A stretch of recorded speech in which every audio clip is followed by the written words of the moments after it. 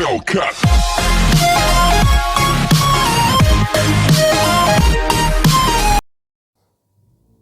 नमस्कार साथियों, आज हम देखेंगे फिजिक्स हाफ ईयरली जो पेपर है उसका सेकेंड पार्ट।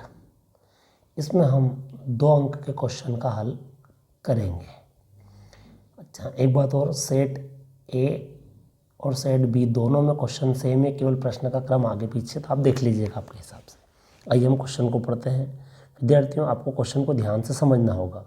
क्या कहता है? विद्युत आवेश के क्वांटीकरण का मूल कारण आपको बताना है।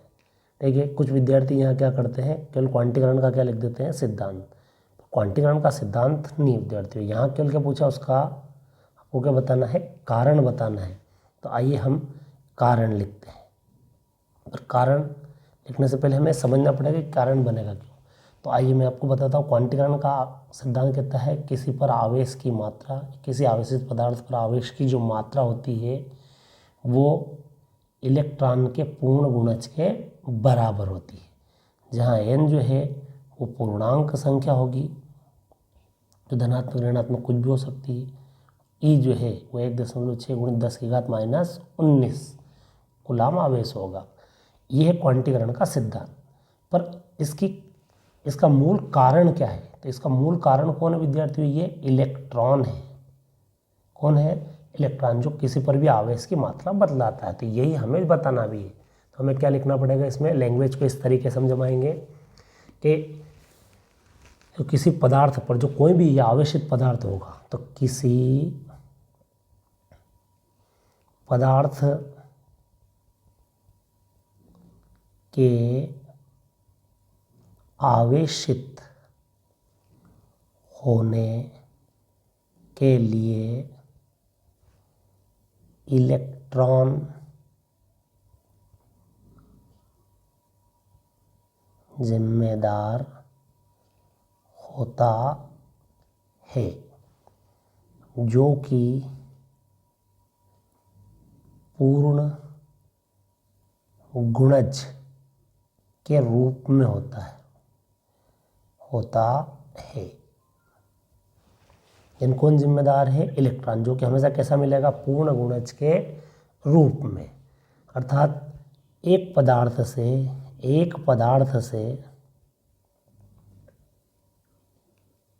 दूसरे पदार्थ में आवेश का स्थानांतरण इलेक्ट्रॉन के द्वारा होता है। ठीक है, तो मूल कारण क्या हुआ विद्यार्थियों? ये इलेक्ट्रॉन हुआ। कौन हुआ? इलेक्ट्रॉन। ठीक, अतः हम क्या कहेंगे? मूल आवेश जो है एक इलेक्ट्रॉन के बराबर होता है। ठीक, इतना बड़ा उत्तर हमारे 2 नंबर का हो जाता है। तो आपको समझ आया होगा क्या है क्वेश्चन। तो क्वेश्चन में अब आप समझ गए क्वेश्चन। यहाँ बहुत सारे बच्चे क्या लिखते हैं? क्वांटीकरण का। तो क्वांटीकरण तो बिल्कुल गलत है, क्योंकि पूछा क्या है? मूल कारण, ना कि क्वांटीकरण का सिद्धांत। तो विद्युत आवेश का क्वांटीकरण का क्या है विद्यार्थियों? किसी भी पदार्थ का आवेशित होने के लिए कौन जिम्मेदार है? इलेक्ट्रॉन जिम्मेदार है। कौन जिम्मेदार है? इलेक्ट्रॉन। और अभी इलेक्ट्रॉन जिम्मेदार तो है, पर इलेक्ट्रॉन कैसा जाएगा? पूर्ण गुणज के रूप में, एक पदार्थ से दूसरे पदार्थ। जैसे कि एक पदार्थ हमने ले लिया कपड़ा और ये कांच की छड़ ले ली थी, तो कांच की छड़ से इलेक्ट्रॉन इस पर आता है। ठीक है, तो इस पर इलेक्ट्रॉन की कमी हो जाती है और इस पर इलेक्ट्रॉन की क्या हो जाती है? वृद्धि। ठीक, जिस पर इलेक्ट्रॉन की वृद्धि उस पर नेगेटिव चार्ज, जिस पर कमी होती है उस पर पॉजिटिव चार्ज हो जाता है। आइए विद्यार्थियों, अगला क्वेश्चन अथवा में हमारे पास है समविभव पृष्ठ की विशेषताएं। तो आप सभी परिचित होंगे। ऐसा पृष्ठ, मान लो कोई भी हम पृष्ठ लें जिस पर विभव का मान क्या हो? प्रत्येक बिंदु पर विभव का मान एक समान हो, वो हो जाता है समविभव पृष्ठ। जैसे मान लीजिए हम उदाहरण के लेते हैं विद्युत चालक का पृष्ठ। किसका पृष्ठ? विद्युत चालक का पृष्ठ। आप सपोज कल्पना कीजिए कि आपके घर पे लगा हुआ एक लोहे का, धातु का एक चद्दर है। ठीक, सबके घरों पर लोहे का चद्दर होता है ऐसा। मान लो उसमें करंट का एक तार आ जाए तो पूरे चद्दर पर करंट एक जैसा हो जाएगा। तो ये पृष्ठ किसके ऐसा काम करेगा, सम विभव पृष्ठ। चाहे इस चद्दर को आप यहाँ टच कर दो, यहाँ टच कर दो, यहाँ टच कर दो, आपको करंट की मात्रा क्या लगेगी, बराबर लगेगी। ये सम विभव पृष्ठ की भांति कार्य करेगा। अब हम देखते हैं इसकी विशेषता क्या क्या। तो इसकी पहली विशेषता है सम विभव पृष्ठ के, पहले तो हम ये लिख देंगे, सम विभव पृष्ठ के प्रत्येक बिंदु पर विभव का मान एक समान होता है। दूसरा हम लिखेंगे विद्युत बल रेखाएं, विद्युत बल रेखाएं समविभव पृष्ठ से लंबवत निकलती है। तीसरी इसकी विशेषता है समविभव पृष्ठ पर आवेश को एक बिंदु से दूसरे बिंदु तक ले जाने में शून्य कार्य करना पड़ता है। या इसको एक और तरीके से कहते हैं कि एक बिंदु से, जैसे समविभव पृष्ठ पर ये एक बिंदु ले लिया और यहाँ दूसरा बिंदु ले लिया, ये ए, ये बी, ए से बी तक ले जाने में कोई कार्य नहीं करना पड़ता है ना। चौथा है दो समविभव पृष्ठ एक दूसरे को कभी नहीं काटते हैं। जैसे कि अगर यहाँ एक आवेश रख देते, एक पृष्ठ बन गया समविभव, दूसरा पृष्ठ, तो एक दूसरे कभी काटते नहीं है। ठीक है, कैसे पृष्ठ हो जाएंगे, समविभव पृष्ठ। और इसी तरीके से अगला क्वेश्चन विद्यार्थी हमारे पास कि किसी कार की संचायक बैटरी का विद्युत वाहक बल 12 वोल्ट है। कितना है, 12 वोल्ट विद्युत वाहक बल। यदि बैटरी का आंतरिक प्रतिरोध जो है वो 0.4 है ओम है, तो बैटरी से ली जाने वाली अधिकतम धारा का मान कितना होगा। क्या बतानी विद्यार्थियों में, अधिकतम धारा। आइए हम इसको हल करते हैं। पहले आपको इस क्वेश्चन में विद्यार्थियों जो दिया उसको निकाल लेना है। तो हमने पढ़ने पर संचय के विद्युत वाहक बल, तो विद्युत वाहक बल को हम एप्सिलॉन से लिख देते हैं। कितना दिया है वो 12 वोल्ट। दूसरी जानकारी दी है विद्यार्थियों बैटरी का आंतरिक प्रतिरोध हम स्मॉल आर का यूज़ करते हैं, वो दिया है 0.4 ओम। ठीक, अब पूछा क्या उसने, अधिकतम धारा का मान। तो विद्यार्थियों पहले तो हम ये देखते हैं धारा कितनी है। तो धारा का सूत्र होता है ये I बराबर एप्सिलॉन बटे कैपिटल आर स्मॉल आर। हमने पढ़ा इस तरीके से कि ये बाहर हम प्रतिरोध जोड़ दें तो संपूर्ण परिपथ में बहने वाली धारा R और इसका आंतरिक प्रतिरोध और धारा I। ठीक, तो ये हो जाएगा हमारे पास। पर अब हमें क्या चाहिए, अधिकतम धारा। अधिकतम धारा की स्थिति कब प्राप्त हो सकती है, जब हम ये बाह्य रुकावट कितनी मान लें 0, तो हम उससे अधिकतम धारा प्राप्त कर सकते हैं। R बराबर हम 0 कर देंगे, तो इस तरीके से धारा हो जाएगी I, और धारा अब कौन सी रहेगी, मैक्सिमम बटे स्मॉल r। कितना दिया विद्यार्थियों, तो 12 वोल्ट, और ये दिया है 0.4 ओम। दशमलव हटा देंगे तो यह 0 हो जाएगा। इसको कैलकुलेशन से इस 4 से इसको हम कैंसिल कर देंगे तो हो जाएगा 30। और विद्युत धारा का मात्रक होता है विद्यार्थियों एम्पियर। तो हमारा आंसर आ जाएगा मैक्सिमम धारा 30 एम्पियर की। अगला क्वेश्चन है विद्यार्थियों, ताप बढ़ाने पर किसी पदार्थ की प्रतिरोधकता को हम कैसे दर्शाते हैं? रो से, क्यों बढ़ जाती है? किसको बढ़ाना विद्यार्थियों? टेम्परेचर को। ताप को जब हम क्या करते हैं? बढ़ाते हैं, तो प्रतिरोधकता क्यों बढ़ जाती है? आइए विद्यार्थी हम इसका उत्तर लिखते हैं, अथवा वाले क्वेश्चन का हम आंसर लिख रहे हैं। विद्यार्थियों पहले हम समझते हैं प्रतिरोधकता क्या होती है। प्रतिरोधकता का जो फार्मूला है वो है रो बराबर M N E square tau. यहाँ एम क्या है? इलेक्ट्रॉन का द्रव्यमान, ई जो है वो है इलेक्ट्रॉन, एन जो है वो इलेक्ट्रॉन की संख्या, और टाउ जो है वो है विश्रांति काल। विश्रांति काल क्या है? जैसे कोई चालक होता है विद्यार्थियों, तो उस चालक के अंदर इलेक्ट्रॉन क्या करते हैं? गति करते हैं स्वतंत्र रूप से। अब ये इलेक्ट्रॉन आपस में क्या हो जाते हैं? टकराते हैं। टकराने में जितना समय लगता है, एक बार टक्कर हुई, फिर टकराए, उन टक्करों के बीच का जो समय होता है वो कहलाता है विद्यार्थियों विश्रांति काल।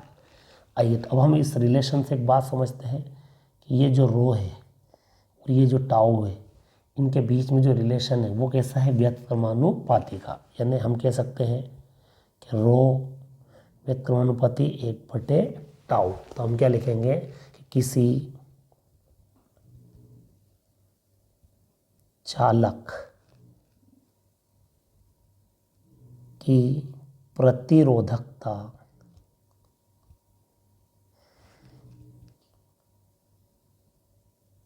उसके विश्रांति काल के व्युत्क्रमानुपाती होती है। अर्थात कैसे भी करके विद्यार्थियों ये जो है इसको हमें कम कर देना, तो ये क्या हो जाएगा? बढ़ जाएगा। और हमें यही बताना है कि उसका प्रतिरोधकता क्यों बढ़ती है, यानी प्रतिरोधकता क्या बताना अपने को? बढ़ा हुआ। तो क्या हुआ विद्यार्थी? प्रतिरोधकता को बढ़ा हुआ बताना, इसलिए विश्रांति काल को क्या बताना पड़ेगा? कम। अब हम देखेंगे कि जैसे जब हम क्या बढ़ाते हैं? ताप बढ़ाते हैं, तो इसमें जो इलेक्ट्रॉन है, इलेक्ट्रॉन की गतिज ऊर्जा या गति बढ़ जाती है। इलेक्ट्रॉन की गति बढ़ने से क्या होगा विद्यार्थियों? इलेक्ट्रॉन जल्दी जल्दी टकराएंगे, और टक्कर जल्दी जल्दी होगी तो विश्रांति काल घटेगा। और हम चाहते भी यही थे, विश्रांति काल क्या हो जाए? घट जाए। इलेक्ट्रॉन की गतिज ऊर्जा बढ़ती है, जिससे उनकी टक्कर बढ़ जाती है। इसका मतलब हुआ विश्रांति काल घट जाता है। और विश्रांति काल जैसे ही घटा तो इस सूत्र से हम क्या बोलेंगे विद्यार्थियों? उसकी प्रतिरोधकता क्या हो जाएगी? बढ़ जाएगी। अतः उसकी प्रतिरोधकता बढ़ जाती है। यानी इसको इस ढंग से समझाया विद्यार्थी फ्लो चार्ट से कि ये रो है, ये अपने को बड़ी हुई बतानी है, पर टाउ जो है वो क्या होना चाहिए? घटना चाहिए। अब टाउ कब घटेगा? तो टाउ को हम लेंगे किससे? टेम्परेचर से। टेम्परेचर क्या हो जाना चाहिए? बढ़ जाना चाहिए। टेम्परेचर जैसे बढ़ा तो टेम्परेचर बढ़ेगा तो इलेक्ट्रॉन की गतिज ऊर्जा बढ़ेगी, और गतिज ऊर्जा बढ़ेगी, टक्कर बढ़ेगी तो विश्रांति काल घट जाएगा। विश्रांति काल जैसे ये घटा विद्यार्थियों, वो क्या हो जाएगा? बढ़ जाएगा। यानी पूरे उसको हम इस तरीके से फ्लो चार्ट में याद रख पाएंगे विद्यार्थियों। अब भी याद रखिएगा कि ये अपने को बढ़ानी है, जो टाउ है वो नीचे है, इसका मतलब टाउ को घटाना है, इसको बढ़ाना है, टाउ को घटाना है। और टाउ घटेगा किससे? ताप से। ताप जो है वो आप बढ़ा दो, ताप जैसे ही बढ़ाओगे तो विश्रांति काल घट जाएगा। तो ये अपने लिखा है कि हम जैसे ताप इलेक्ट्रॉन की गतिज ऊर्जा बढ़ेगी, वो टक्कर बढ़ेगी तो विश्रांति काल घटेगा। तो ताप बढ़ाने पर विश्रांति काल घट जाएगा क्योंकि टक्कर की संख्या जल्दी जल्दी होगी और प्रतिरोधकता क्या हो जाएगी, बढ़ जाएगी। आइए विद्यार्थियों, अगला क्वेश्चन है क्वेश्चन नंबर 8। लॉरेंज बल के आधार पर चुंबकीय क्षेत्र का मात्रक आपको क्या करना है, परिभाषित करना है। तो हम देखते हैं सबसे पहले लॉरेंज बल होता क्या है। तो लॉरेंज बल की डेफिनेशन है कि एक समान क्या है विद्यार्थियों, चुंबकीय क्षेत्र। ये मैं बनाता हूँ, एक समान चुंबकीय क्षेत्र है। पहले हम लॉरेंज बल की डेफिनेशन समझ लें ताकि हमें ये समझने में आसानी हो जाएगी। ये है लॉरेंज, एक समान चुंबकीय क्षेत्र, इसको अपन लिख देते बी। इस चुंबकीय क्षेत्र में कोई कण ले ले, ये कण ले लिया अपन ने, इस पर कितना आवेश है, क्यों आवेश है, और ये कण v वेग से गति करता है, ठीक। और चुंबकीय क्षेत्र के साथ कितना कोण बनाता है, थीटा कोण बनाता है, ठीक। तब करते गति करता है, इस पर एक क्या लगता है, बल लगता है F। वो जो बल है वो हो जाएगा लॉरेंज बल, ऐसा लॉरेंज ने अपने को बताया था। अब हम देख भी सकते हैं कि जब पंखा वगैरह चलता है तो वो पंखा इसी बल के कारण तो घूमता है जब हम करंट देते हैं तो चुंबकीय क्षेत्र में। तो इसका सूत्र हो जाता है विद्यार्थी F बराबर Q B V sine theta.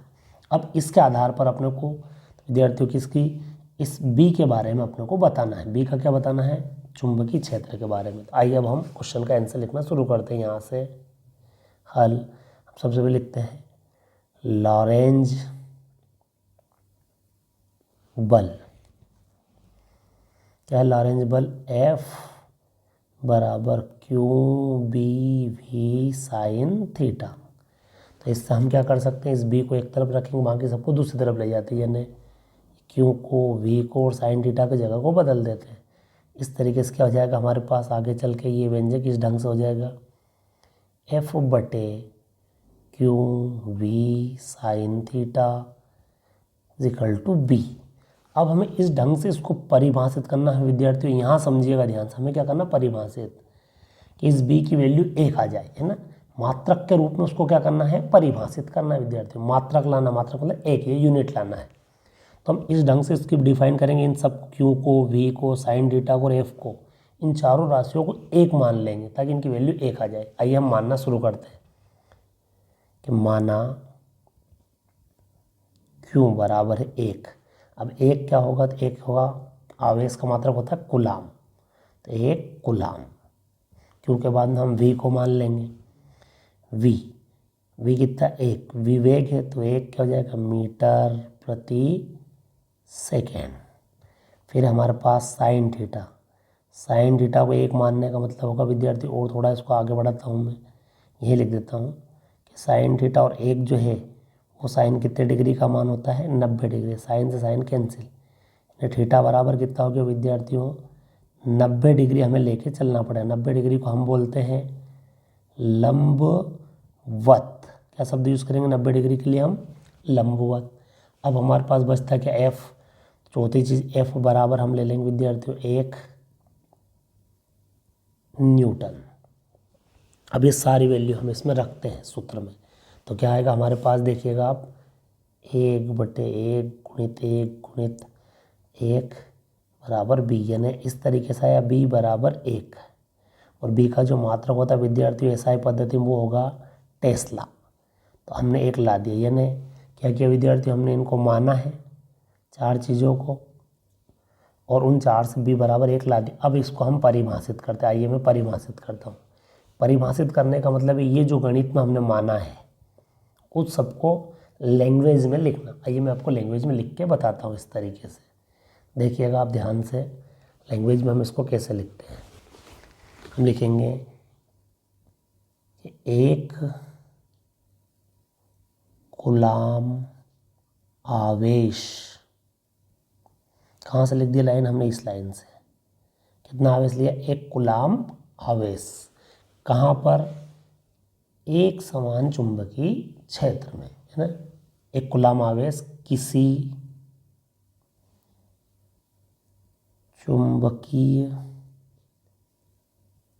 क्षेत्र में, चुंबकीय क्षेत्र के कैसा गति करना चाहिए विद्यार्थियों के, लंबवत चुंबकीय क्षेत्र के, इस चुंबकीय क्षेत्र के कितना डिग्री कोण बनाएगा, लंबवत, यानी बी और वी हमेशा कैसे रखेंगे, लंबवत। लंबवत, ये लंबवत शब्द भी आ गया। कितने वेग से, 1 मीटर प्रति सेकेंड के वेग से गति करता है, और उस पर क्या लगेगा, बल लगेगा। इतने बल का, यानी कितना बल, 1 न्यूटन के बल का, 1 न्यूटन के बल का अनुभव करता है, या उस पर इतना बल लगता है, तो वह चुंबकीय क्षेत्र, कौन सा चुंबकीय क्षेत्र, ये जो चुंबकीय क्षेत्र हमने क्रॉस से बनाया, ये चुंबकीय क्षेत्र, वह चुंबकीय क्षेत्र 1 टेस्ला होगा। ये 1 टेस्ला कहाँ से लिख दिया विद्यार्थी, ये कितना आया, इन सब के कारण ये चारों वैल्यू हमने इसे फार्मूला रखे तो उत्तर कितना आ गया था, 1 आ गया था, 1 टेस्ला होगा। ये परिभाषा हो गई चुंबकीय क्षेत्र के मात्रक की। चुंबकीय क्षेत्र का मात्रक क्या है, टेस्ला। 1 टेस्ला को हमने क्या कर दिया, परिभाषित कर। अगला क्वेश्चन है विद्यार्थियों, किसी पदार्थ की चुंबकीय प्रवृत्ति किसे कहते हैं, चुंबकीय प्रवृत्ति, इसका क्या बताना हमें, मात्रक लिखिए। तो आइए हम उत्तर लिखते हैं। तो हल है इस क्वेश्चन का, किसको कहते हैं, चुंबकीय प्रवृत्ति। चुंबकीय प्रवृत्ति किसी पदार्थ का वह ऐसा गुण होता है जो ये बतलाता हमें कि उसको कितने आसानी से हम चुंबकित कर सकते हैं, जिससे हमें फ़ायदा होगा, हम आसानी से हम चुंबक बनाने में हमें फ़ायदा लेंगे उसका। ठीक, तो क्या इसकी डेफिनेशन हम इस तरीके से लिखेंगे कि चुंबकीय प्रवृत्ति, चुंबकीय प्रवृत्ति किसी पदार्थ का वह गुण होता है जो हमें यह बतलाता है कि उस पदार्थ को कितनी आसानी से चुंबकित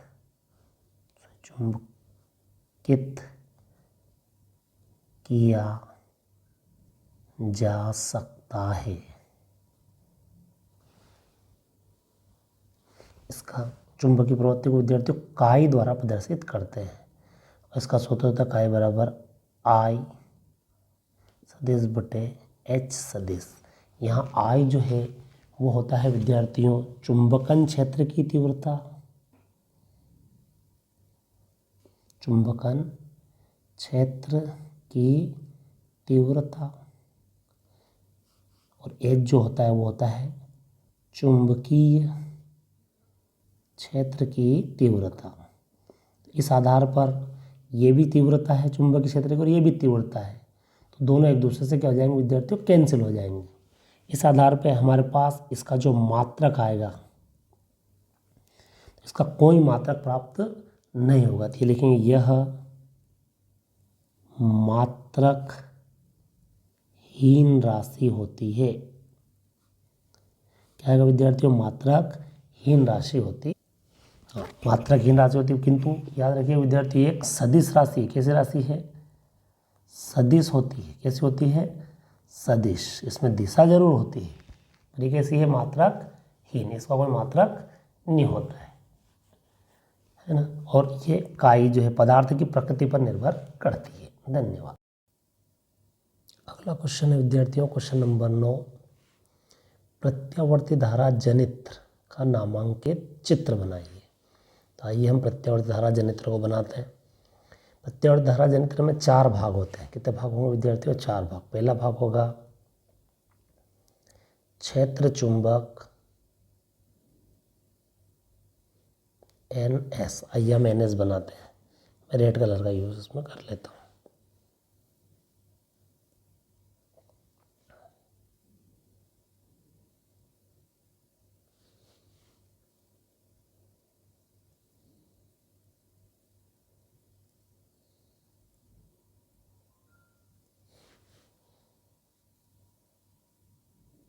ये बना दिया मैंने, N ये S, ये जो चुंबक होता है, छोटे जो जनित्र होता है उसमें स्थायी नाल चुंबक होता है, जबकि बड़े जनित्र में विद्युत चुंबक होता है। दूसरा है इसमें विद्यार्थियों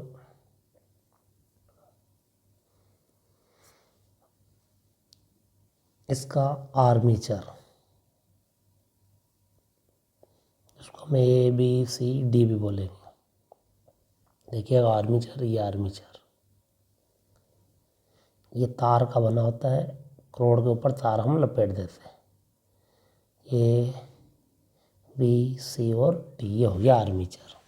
इसका तीसरा भाग विद्यार्थियों, इसका तीसरा भाग होता है सर्पीय वलय, इसको हम बोलेंगे S1 और S2, जो कि इन दोनों भाग के साथ साथ फिक्स होते हैं। ये इस तरीके से गोल, और एक ये भी अपने पास हो जाएगा बिल्कुल गोल घेरा। देखिए गोला बन गया अपने पास। देखिए, और चौथा भाग इसका हो जाएगा अपने पास विद्यार्थियों ब्रश, B1 और B2। ये ब्रश हम बना देते हैं ये, और यहाँ होगा बाह्य प्रतिरोध, जिससे हम धारा को प्राप्त कर पाएंगे। ये होता है आर्मेचर का चित्र और ये इनके नाम। एक अगला क्वेश्चन है हमारे पास विद्यार्थियों प्रेरकत्व। प्रेरकत्व युक्त प्रत्यावर्ती परिपथ, यानी ऐसा प्रत्यावर्ती परिपथ जिसमें प्रेरकत्व यानी प्रेरण कुंडली हो, ऐसी प्रेरण कुंडली हो के लिए अपने को एक तो क्या बनाना विद्यार्थियों, फेज आरेख, और VI और ओमेगा T के मध्य ग्राफ भी बनाना है। ठीक है, हम ग्राफ भी बनाते हैं और फेजर आरेख।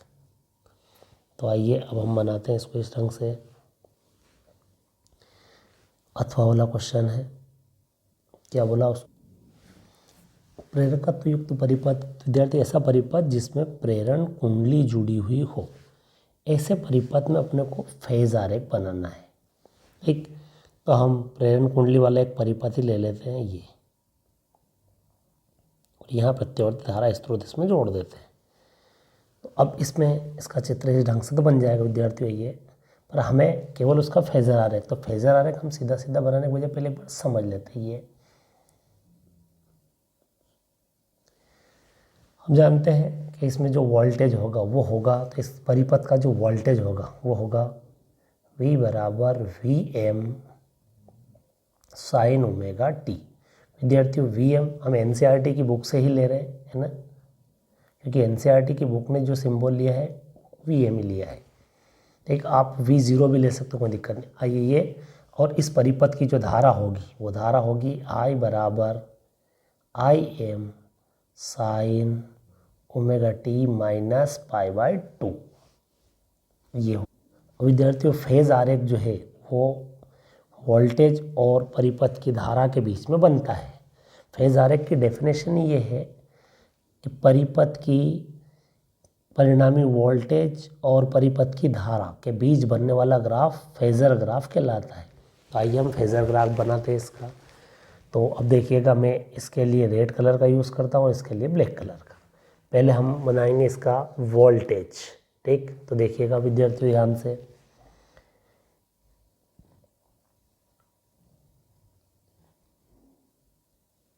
सॉरी इस तरीके से मैं इसमें ले लेता हूँ रेड कलर। ये सबसे पहले बनाते हैं हम V। तो इस तरीके से विद्यार्थी हमारे पास हो जाएगा VM की जो वैल्यू है यहाँ से यहाँ तक की जो वैल्यू होगी ये वैल्यू विद्यार्थियों VM की। VM हमारे पास बन गया। अब ये कितना कोण बना था विद्यार्थी, ओमेगा T। ये कहाँ से लिख दिया हमने, यहाँ कितना कोण है विद्यार्थी, ओमेगा T, तो हमने ओमेगा T बनाया, और इसका शिखर मान है V। अच्छा, इसका जो मान होगा ये यहाँ तक, ये जो मान होगा वो हो जाएगा V। अब हमें बनाना है विद्यार्थियों उसकी धारा। तो धारा का शिखर मान क्या है IM, और वो कितना है ओमेगा T से 90 डिग्री पीछे, यानी इस ओमेगा T से कितने डिग्री, 90 डिग्री अपने को पीछे बना दीजिए, 90 डिग्री। ये इससे अपन ने 90 डिग्री पीछे कर दिया, तो ये जो कोण बनेगा थीटा वो बनेगा omega T minus pi by 2। ठीक, ये बन जाएगा इस तरीके से हमारे पास। अब देख सकते हैं यहाँ तक का मान है आई एम, और ये जो मान है हो जाएगा आई। अब इसका ग्राफ अपने को एक साथ साथ और बनाना विद्यार्थी। अब देखिएगा v यानी वेलोसिटी, सॉरी वोल्टेज, धारा और ओमेगा टी के मध्य ग्राफ भी अपने को खींचना है। तो इस ग्राफ को मैं यहीं पे इस तरीके से बनाता हूँ विद्यार्थियों कि ये हमने लाइन को लिया आगे, ये मैं थोड़ी देर के लिए हटा देता हूँ। तो इस तरीके से आप देख सकते हो ये ग्राफ है ना। धारा चलेगी यहाँ से और वोल्टेज चलेगा यहाँ से। ठीक, तो वोल्टेज 0 पे रहेगा तब धारा उससे 90 डिग्री क्या रहेगी, पश्चिमगामी। तो पहले मैं ग्राफ बनाता हूँ। ये 0, 90, 180, 360, 270, 360 और आगे तक। यहाँ तक इसका ग्राफ मैंने बना दिया है। ये जो ग्राफ है ये है v बराबर V M sine omega T का। जब किससे 90 डिग्री पीछे चलाना है ग्राफ मुझे, तो 90 डिग्री पीछे ये ग्राफ।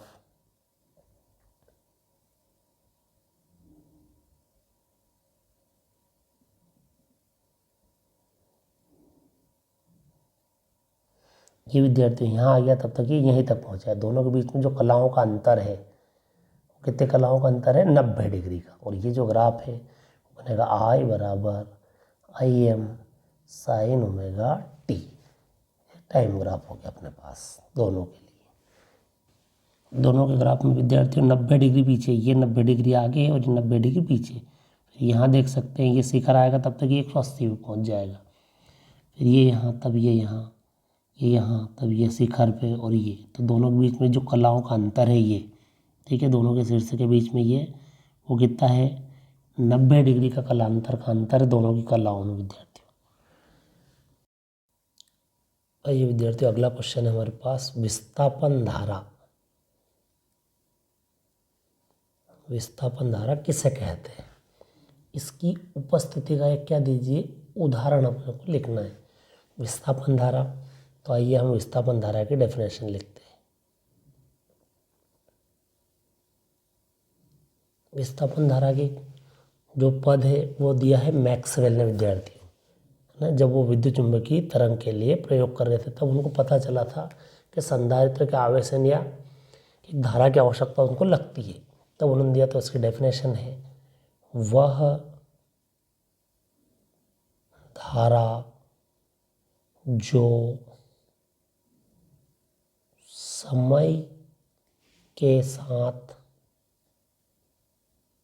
वह धारा जो समय के साथ विद्युत क्षेत्र या फिर फ्लक्स, विद्युत फ्लक्स दोनों में से कुछ भी लिख सकते हैं, या तो विद्युत क्षेत्र या विद्युत फ्लक्स में परिवर्तन से उत्पन्न होती है।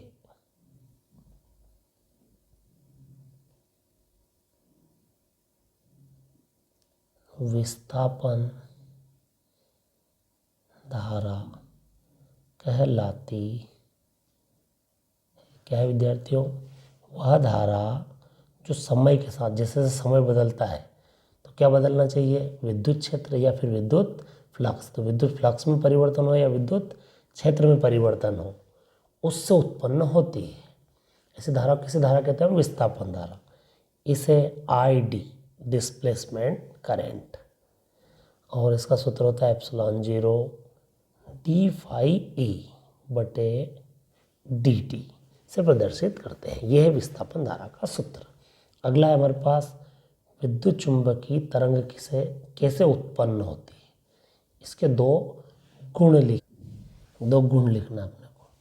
तो क्या है विद्यार्थी इसकी डेफिनेशन, अच्छा सॉरी, इस पर अपने विस्थापन धारा, इसकी उपस्थिति और इसका उदाहरण रहेगा अपने पास। तो इसका उदाहरण जो होगा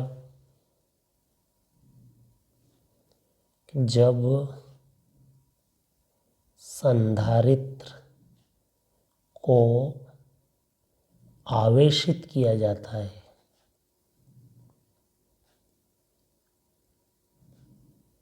संधारित्र को क्या कहता है? आवेशित। तो उसकी दोनों प्लेटों के मध्य बहने वाली धारा विस्थापन धारा होगी।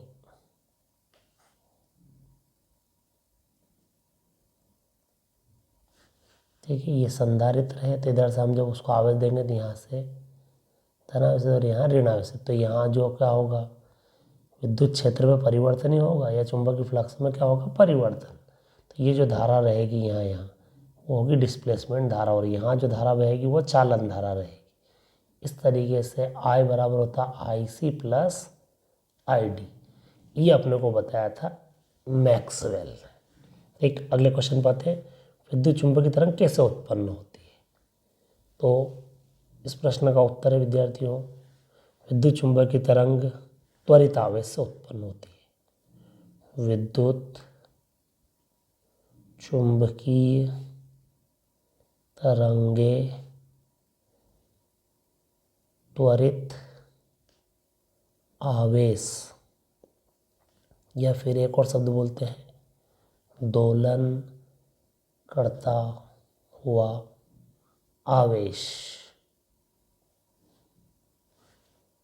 से उत्पन्न होती है। ठीक है, अब हमारे से पूछा है इसमें इसके गुण, तो बहुत सारे गुण है विद्यार्थियों। 2 गुण अपने को लिखना है। पहला, जो विद्युत चुंबकीय तरंगे है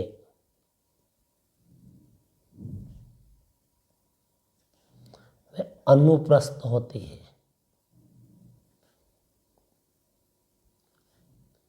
अनुप्रस्थ होने का मतलब ये है कि इन तरंगों, है ना, अनुप्रस्थ का मतलब है इनके संचरण की दिशा और तरंग के संचरण की दिशा और कणों के कंपन की दिशा दोनों जो है वो क्या होगी, लंबवत। इसलिए तरंगे कैसे होगी, अनुप्रस्थ। आइए विद्यार्थी मैं आपको समझाता हूँ। इस तरीके से एक तरफ जाएगा इसमें इलेक्ट्रिक फील्ड, एक तरफ जाएगा चुंबकीय क्षेत्र। हम इलेक्ट्रिक फील्ड को विद्यार्थियों शो करेंगे रेड कलर से। ये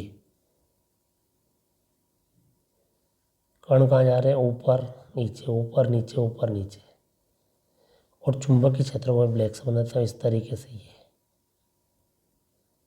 ये जो तरंगे होगी विद्यार्थियों,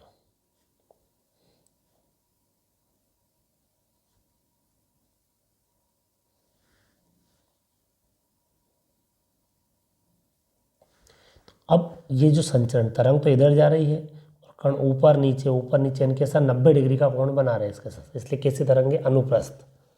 इसका दूसरा जो गुण है कि ये जो तरंगे हैं इनमें विद्युत क्षेत्र और चुंबकीय क्षेत्र का अनुपात जो है वो कैसा रहता है, नियत रहता है। नियत रहने का मतलब है किसके कैसा रहेगा, C, अचर के बराबर होगा। देखिए ये दूसरा गुण है। तीसरा इनका गुण है कि ये तरंगे निर्वात में गमन कर सकती है, निर्वात में गमन करती है। चौथा है, इन तरंगों की चाल बहुत उच्च होती है। इन तरंगों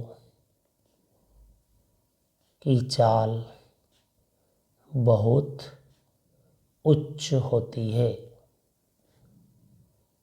यानी प्रकाश की चाल के बराबर, मीटर प्रति सेकेंड। ठीक, इन प्रकाश की चाल C बराबर 1/μ0 एप्सिलॉन 0 के बराबर होगी। इसका जब कैलकुलेशन करेंगे तो 3 × 10 के बाद क्या आएगा विद्यार्थियों, 8 मीटर प्रति सेकेंड। अच्छा, ये जो तरंगे हैं इन तरंगों की और भी बहुत सारी प्रॉपर्टियां हैं। ये तरंगे सपोज हम कर सकते हैं कि एक और क्या प्रॉपर्टी, इस तरीके से परावर्तन, अपवर्तन, व्यतिकरण, विवर्तन आदि का गुण भी प्रदर्शित करती है। क्वेश्चन अगला, पूर्ण आंतरिक परावर्तन किसे कहते हैं? इसके लिए आवश्यक शर्त लिखिए। पूर्ण आंतरिक परावर्तन के लिए आइए विद्यार्थियों में एक चित्र को देखते हैं। ये हमने एक तल बना दिया है। ऊपर है हमारे पास विरल माध्यम। विरल माध्यम उसे कहते हैं इसमें प्रकाशिकी कण दूर दूर हो। और एक होता है सघन माध्यम, इसमें प्रकाशिकी कण पास पास होते हैं। और हम जानते हैं प्रकाश किरण जब सघन से कहाँ जाती है, विरल में, तो वो अभिलंब से दूर हटती है। जैसे कि प्रकाश की किरण हम बनाते हैं यहाँ से, एक हमने प्रकाश की किरण बना दी। प्रकाश किरण एक माध्यम से वो दूसरे माध्यम में जाएगी, तो इस तरीके से वो अपने मार्ग से क्या हो जाए, थोड़ी सी विचलित हो जाती है। और यहाँ जो लाइन रहेगी वो रहेगा विद्यार्थी अभिलंब। ठीक, अब इसी को हम थोड़ा और आगे बढ़ाते हैं। यही प्रकाश की किरण है, यहाँ जो कोण बनेगा वो कौन सा कोण बन जाएगा विद्यार्थियों, आपतन कोण आई। अब यही प्रकाश किरण यहाँ से चलती है, यहाँ जाती है। अब यहाँ पर आप देख सकते हो यहाँ एक और कोण बनेगा, पर ये जो कोण है ये आई जो है इतना बड़ा हो गया, क्रांतिक कोण के बराबर हो गया। तो प्रकाश किरण अब दूसरे माध्यम में नहीं जाएगी, इसी में चलेगी। ठीक है, और अगर तीसरी स्थिति की बात करें इसी समय विद्यार्थियों यहाँ से, अब ये जो आई का मान आप देख सकते हो यहाँ पर बहुत ज़्यादा बढ़ गया है। ठीक, पहला आई का मान कम, फिर और ज़्यादा, फिर और ज़्यादा। ये यहाँ जो कोण बन रहा है वो धीरे धीरे बढ़ता जा रहा है। अब ये जो आई का मान है आपतन कोण का, मतलब क्रांतिक कोण से भी क्या हो गया, ज़्यादा हो गया। तो प्रकाश किरण दूसरे माध्यम में जाने के बजाय इधर आ जाएगी। ये आर था यहाँ पर, आर बराबर अब हो गया था 90 डिग्री, और अब आर तो प्रकाश किरण यहाँ हो गया। इन प्रकाश किरण दूसरे माध्यम में इधर विरल में जाने के बजाय वापस इसी माध्यम में लौटकर आ गई। तो इस आखिरी वाली स्थिति को अगर हम कहें तो ये हो गया प्रकाश का पूर्ण आंतरिक परावर्तन, यानी वापस अंदर का अंदर इसी माध्यम में। ठीक, तो क्या लिखेंगे इसकी डेफिनेशन कि जब एक प्रकाश किरण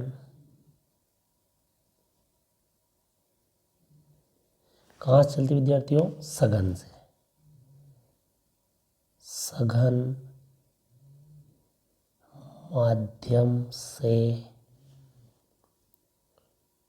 विरल माध्यम में प्रवेश करती है, जैसे प्रवेश करने लगती है ना, और ऐसी कंडीशन आ जाए तथा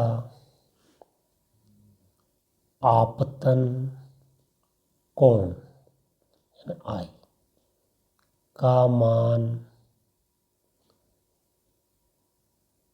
क्रांतिक कोण सी से अधिक हो तो वह विरल माध्यम में प्रवेश करने के बजाय पुनः उसी माध्यम में वापस लौट आती है। इस परिघटना को, इस फिनोमिना को, परिघटना को प्रकाश का पूर्ण आंतरिक परावर्तन कहते हैं। ये है डेफिनेशन। और विद्यार्थियों को इसकी शर्त, तो शर्त में हम देख सकते हैं कि प्रकाश कहाँ से जाना चाहिए, सघन से विरल की ओर, आपतन कोण का मान क्रांतिक कोण से क्या होना चाहिए, अधिक। तो पहली शर्त में प्रकाश की किरण सघन माध्यम से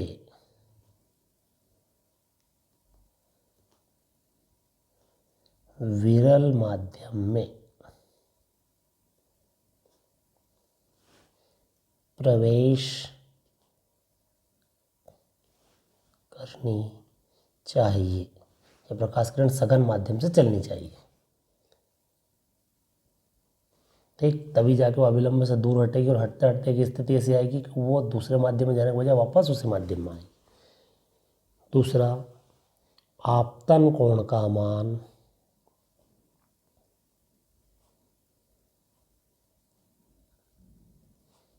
क्रांतिक कोण से अधिक होना चाहिए।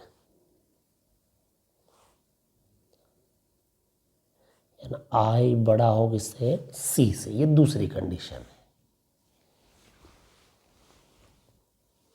तो विद्यार्थियों, ये जो प्रकाश का पूर्ण आंतरिक परावर्तन था, ये बहुत जगह हमें दैनिक जीवन में दिखता है। हीरे का चमकना प्रकाश के पूर्ण आंतरिक परावर्तन के कारण होता है। फिर चलो तो रेगिस्तान में जो मरीचिका होती है, दृष्टिभ्रम, दूर जलाशय का एहसास होना, या फिर ठंडे प्रदेश में मरीचिका, जहाज हवा में उल्टा लटकता दिखाई देना, परख नली का चमकदार दिखाई देना, प्रकाशिकी तंतु, ये सब प्रकाश के पूर्ण आंतरिक परावर्तन के सिद्धांत पर ही कार्य करते हैं। इनको इसी के आधार पर समझाया जा सकता है। ये जो फिनोमिना है इसके आधार पर डिफाइन होता है। ठीक, पर इस सभी में यही कंडीशन है कि प्रकाश सघन से प्रकाश किरण कहाँ चलनी चाहिए? विरल में। और आपतन कोण का मान क्रांतिक कोण से क्या होना चाहिए? अधिक होना चाहिए। आइए अगले क्वेश्चन की ओर चलते हैं। व्यतिकरण किसे कहते हैं? इसके लिए आवश्यक क्या लिखिए? शर्त लिखिए। व्यतिकरण, तो आइए विद्यार्थी हम लिखते हैं व्यतिकरण के लिए परिभाषा और उसकी शर्त।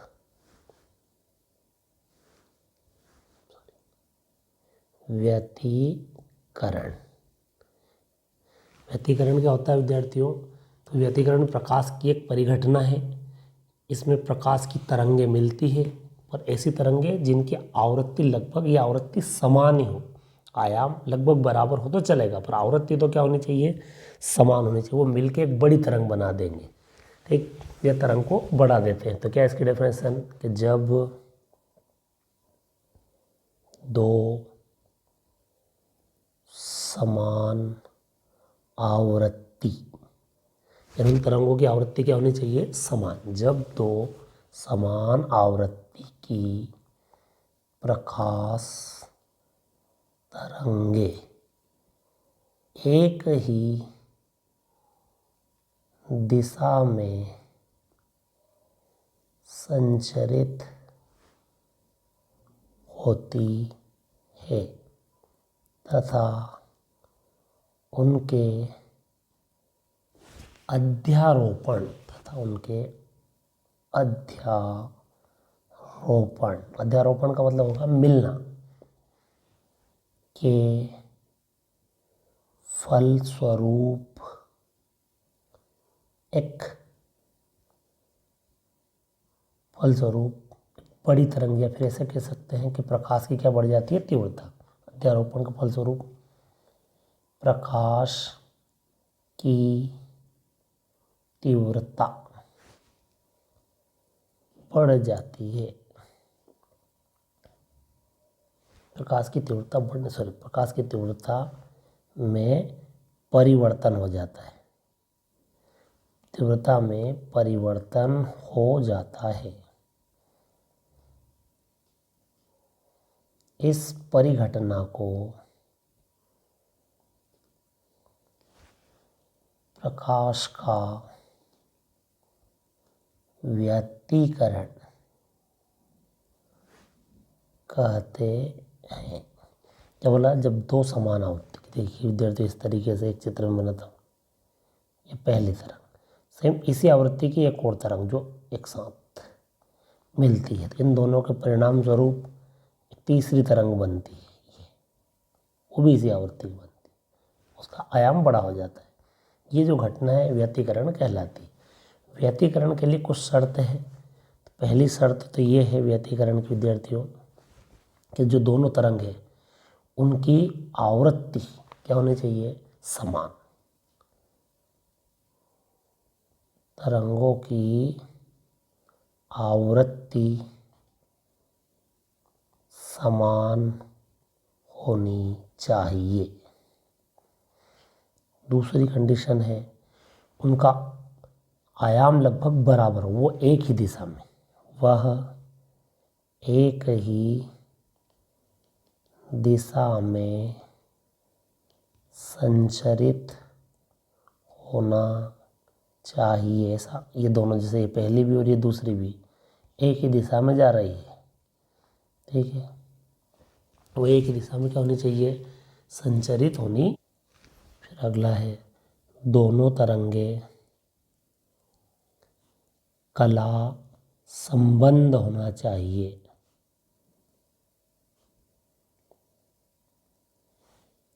चौथा कला संबंध होना चाहिए। उसके अलावा है दोनों तरंगे अत्यंत, ये प्रकाश स्रोत जो है, दोनों तरंगों का प्रकाश स्रोत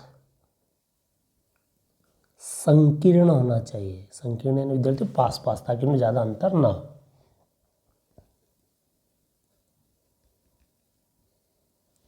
इनका जो कलांतर है वो निश्चित होना चाहिए, ठीक, इस तरह। अगला क्वेश्चन है इलेक्ट्रॉन का उत्सर्जन किसे कहते हैं, यह कितने प्रकार से होता है। ये पहले विद्यार्थी हम समझ लेते हैं इलेक्ट्रॉन का उत्सर्जन को होता कैसे।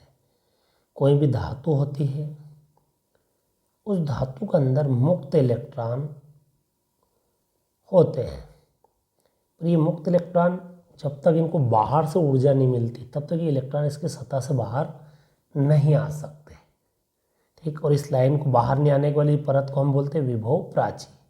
अब होता क्या है कि जब हम इस इलेक्ट्रॉन को बाहर से स्रोत से क्या दे दें, ऊर्जा, तो इलेक्ट्रॉन की गतिज ऊर्जा बढ़ेगी, इलेक्ट्रॉन कहाँ जाएगा, बाहर आ जाएगा, ठीक। इस इलेक्ट्रॉन को ऊर्जा देंगे, इलेक्ट्रॉन कहाँ जाएगा, बाहर आ जाएगा। इसी को हम क्या बोलेंगे, इलेक्ट्रॉन उत्सर्जन। तो हम क्या लिखेंगे कि यदि बाह्य स्रोत से, है ना, इलेक्ट्रॉन उत्सर्जन डिफरेंस लिखना है कि जब किसी बाह्य स्रोत से ऊर्जा पाकर या ऊर्जा ग्रहण कर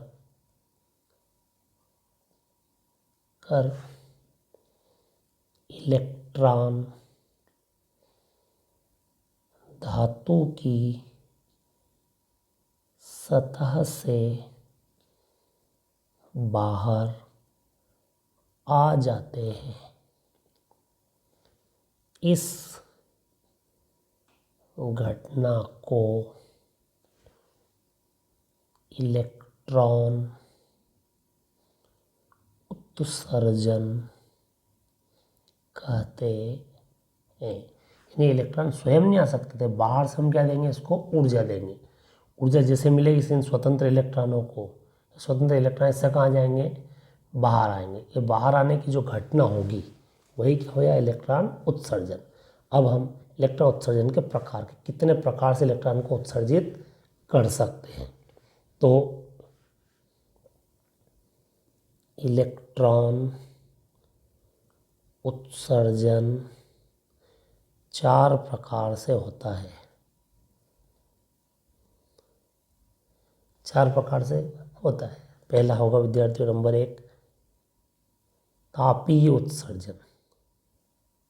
तापीय उत्सर्जन या तापायनिक उत्सर्जन, दोनों का मतलब एक ही होगा ना, थर्मोनिक एमिनेशन। तापायनिक उत्सर्जन होने के लिए क्या करेंगे, हम इस धातु को गर्म करेंगे। धातु गर्म करेंगे, इलेक्ट्रॉन ऊर्जा लेगा और कहाँ निकल जाएगा, बाहर, तो तापायनिक उत्सर्जन। दूसरा है क्षेत्र उत्सर्जन। कैसा विद्यार्थियों, क्षेत्रों से, इसको समझते हैं। ये धातु है, यहाँ हम क्या करते हैं, एक प्लेट रखते हैं और यहाँ एक दूसरी प्लेट रखते हैं और इसमें हम करंट को देते हैं। तो यहाँ हम कैसा चार्ज देंगे, नेगेटिव, इस प्लेट पे। तो यहाँ नेगेटिव नेगेटिव इलेक्ट्रॉन नेगेटिव से क्या होगा, इलेक्ट्रॉन पे भी नेगेटिव चार्ज रहेगा, वो प्रतिकर्षित होगा। और यहाँ कैसा चार्ज रख देंगे हम, पॉजिटिव, तो पॉजिटिव उसको क्या करेगा, अपनी ओर आकर्षित करेगा। इस तरीके समझिए, ऊपर हमने प्लेट रख दी, इस पर कैसा आवेश है, धन आवेश, और एक इसके नीचे प्लेट रख दी, इस पर पूर्णतः कैसा आवेश है, ऋण आवेश। अब ये रख दी बीच में हमने धातु, तो इस धातु के इलेक्ट्रॉन इस ऋण से, ये ऋण क्या करेंगे, प्रतिकर्षित, तो प्रतिकर्षित होकर ये कहाँ जाएंगे, बाहर, और ये धन इसको क्या कर लेगा, अपनी ओर आकर्षित। तो यहाँ तो होगा प्रतिकर्षित और यहाँ होगा आकर्षित, तो ये क्षेत्र और ये क्षेत्र दोनों क्षेत्र ही है, इसलिए इसका नाम है क्षेत्र उत्सर्जन। तीसरा है विद्यार्थियों क्षेत्र से द्वितीयक उत्सर्जन।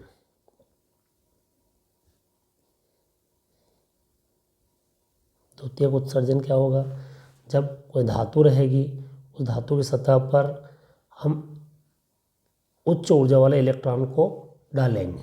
यह धातु है, इस पर इलेक्ट्रॉन तो है ही सही, फिर बाहर से हमने और भी इलेक्ट्रॉनों को इस पर छोड़ दिया, तो इस इलेक्ट्रॉन अपनी ऊर्जा देकर ये इलेक्ट्रॉन बाहर आ जाएंगे, इन्हें पुराने इलेक्ट्रॉन अंदर चले गए और बाहर ये आ गए, तो इसको हम बोलेंगे द्वितीयक उत्सर्जन। ऐसा लगता है कि ये इलेक्ट्रॉन वापस यहीं से क्या हो गया, ये कहीं और से उत्सर्जित हो गया, इसने नए इलेक्ट्रॉन उत्सर्जित कर दिए, ऐसा लगता है जैसे दूसरी बार उत्सर्जित हो गया, इसलिए इसका नाम रखा द्वितीयक उत्सर्जन।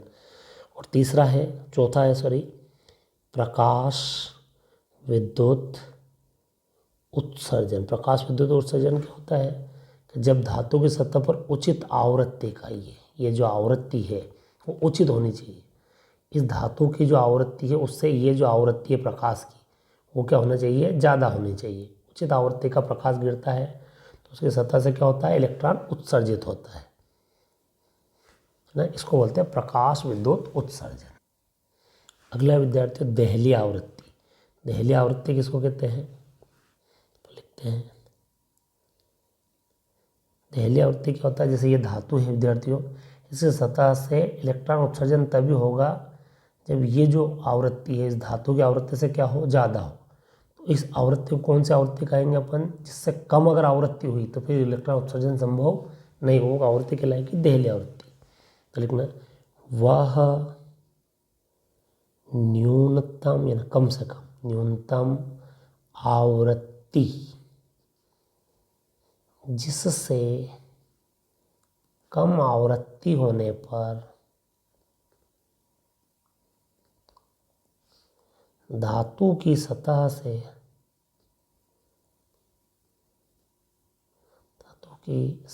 से इलेक्ट्रॉन उत्सर्जन संभव नहीं हो। अगर उससे कम आवृत्ति रही तो इलेक्ट्रॉन उत्सर्जन संभव नहीं है, चाहे प्रकाश की तीव्रता कितनी भी क्यों न हो। प्रकाश की तीव्रता कितनी भी क्यों न हो, तो ऐसी आवृत्ति कौन सी आवृत्ति कहेंगे हम, देहली आवृत्ति। इस आवृत्ति को देहली आवृत्ति कहते हैं, इसको μ0 से प्रदर्शित किया जाता है। धन्यवाद। इस तरीके से हमने सारे वीडियो कंप्लीट कर दिए, 2 अंक वाले सारे क्वेश्चन।